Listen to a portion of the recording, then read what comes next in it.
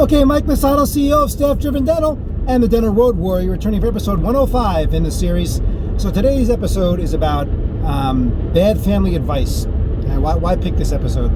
Over the years, in speaking to dentists, often asking them, who do you use for this or who do you use for that? A lot of times the answer is, well, I have a brother that does X, or I have my father uses this one, so I use this one.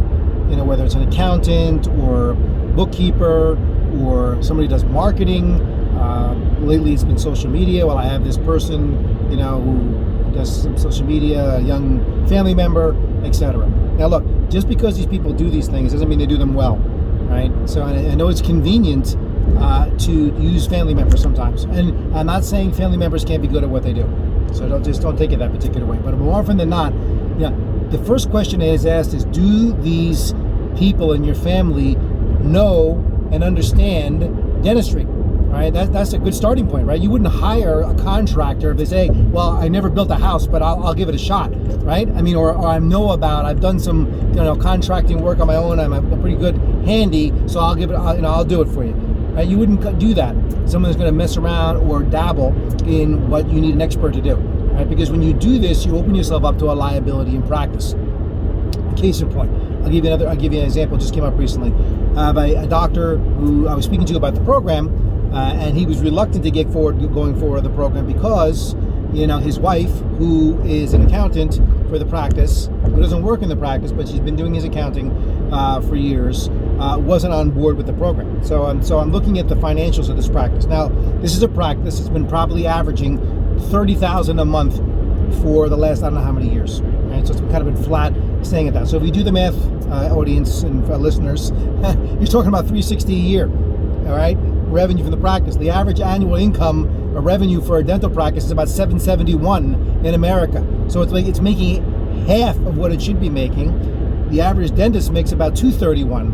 Right, so I can tell you, I guarantee you, this dentist is not taking home $231,000 a year out of a practice that's making $360,000 a year. Doesn't add up, right? And if you have your own wife who is an accountant looking at these numbers every year, it's just managing neglect. It's managing losses every year. She's got to know that that's the case. So why wouldn't you be on board if you're looking at this? It would be any other professional would go, look, here's the bad news. The practice is not even viable. It's not even a viable, saleable entity at this point if you were going to sell it, or you're looking to get have someone come in and help you with it, or to take it on at some point or partner with or whatever. It's not even a viable practice. It's a dying practice, and those practices don't go in, unfortunately, for anything in these days. Your practice is a valuable asset, and what you put into it, you should be getting out. It's all about ROI, return on investment. Right, so when you put money into people, you're not saving any money by cutting corners and getting people that are going to dabble and mess around with things because, that's their profession and they think they may know dentistry, right? And I have so many clients, especially when it comes to accounting, when they got a dental specialty accountant on board, how it made a massive difference and how much money they were losing, leaving on the table by having someone who wasn't proficient in this particular area. Whether it's tax breaks or just many different ways that they manage their accounting and look at their finances every year and advise them to say, look, this is what you got to do. This is the time now to invest in your practice. Most accountants, a lot of them are out there bean counters. They just want to count the beans and they want to see if it all adds up and it's okay, great, you're okay. When they should be looking at something, you got to invest money to make money. Sometimes accountants are the worst when it comes to that. They don't want to. Way back on episode 1 in this series, the first episode I ever did of the Dental Road Warrior was your accountant and the contractionist model of growth. Because you cannot just continue to grow a practice but continue to cut corners to make ends meet and you're quote unquote save money. That's not growing the practice. You may be paying your bills and it might balance the books, but at the end of the day, you're taking home less and less every single year. So that's not a good way to go about doing the practice. And a lot of times we buy into, we got family members, saying us, we got to do this and do that. I've had people marketing recently. A doctor was spending $2,000 or so a month on marketing and website, development and monitoring the website and upgrading. It was for nothing, $24,000 a year, and website wasn't even ranked. Social media didn't put them anywhere. What they were on internet, it was terrible. And this is just I just write the check because it's a family member every single year.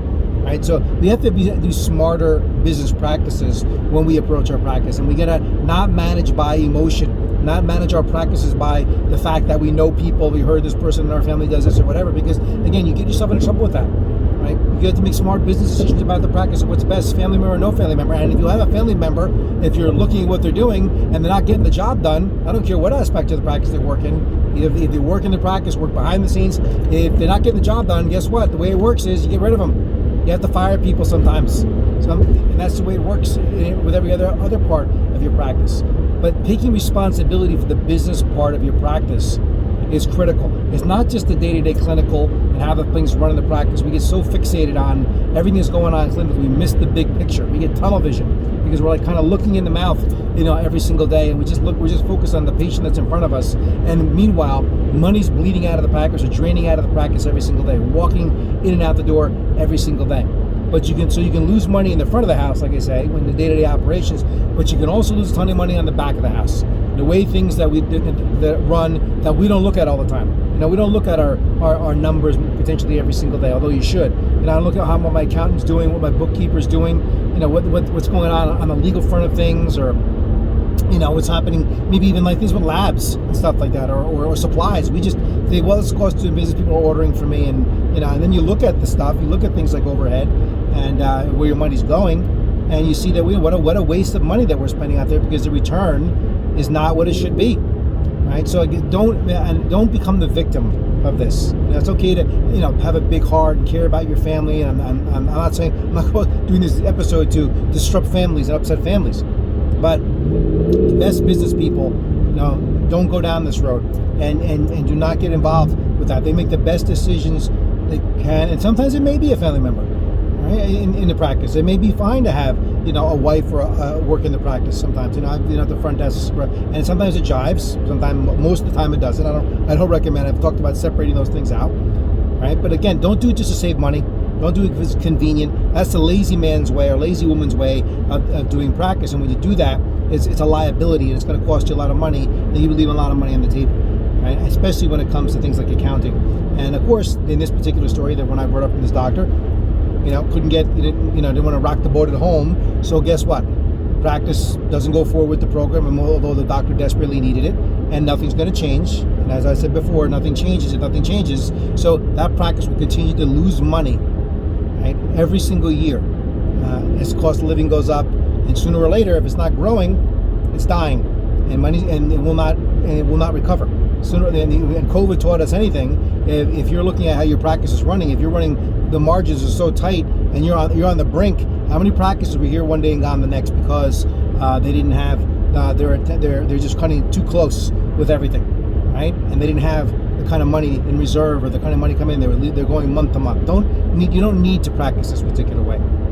Invest in yourself, invest in your people. That's always a good investment. They always say, oh, real estate's always a great investment, right? You've heard that many times, right? Buy the building you're in, or if you buy real estate, period. Well, what will always pay dividends in your practice when you talk to your accountant or talk to the people that are around you and your family members, and let them know, look, I'm looking at my practice, I got to invest in it. You invest money to make money, no matter what it is.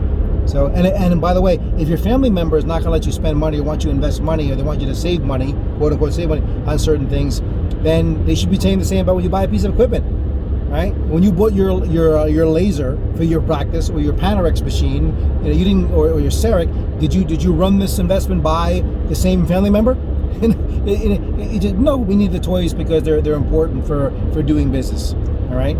But investing in yourself and investing in your people, because every dollar flows through them, is vitally important, because none of those toys, none of the other stuff matters, right? Because same thing, with accounting. Pretty soon when there's no more beans left to count, you don't need an accountant anymore, because it's just kind of, I got to get out from under it. And you don't want to have a situation where it gets to the point in your career where for your life's work, you're just walking away from it because it's not adding up anymore, right? So I hope you take this to heart. Take this year to take a hard look at who you got working around with you. Who are your support people that you're working with that supposedly have your back, that are helping you manage your money and the back of the house items that are going on, and make some hard decisions about that. Are they doing the job for you? Are they getting the job done?